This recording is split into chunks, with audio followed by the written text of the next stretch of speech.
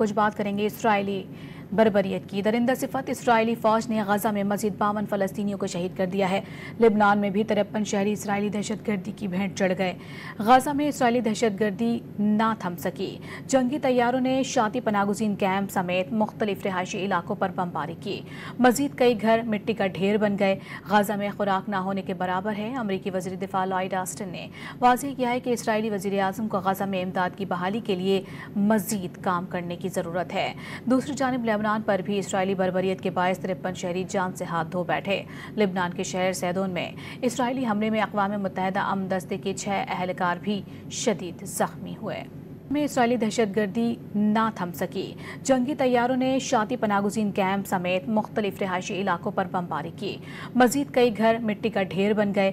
गजा में खुराक ना होने के बराबर है। अमरीकी वज़ीर दिफा लॉयड ऑस्टिन ने वाज़ेह किया है कि इसराइली वज़ीर आज़म को गजा में इमदाद की बहाली के लिए मजीद काम करने की ज़रूरत है।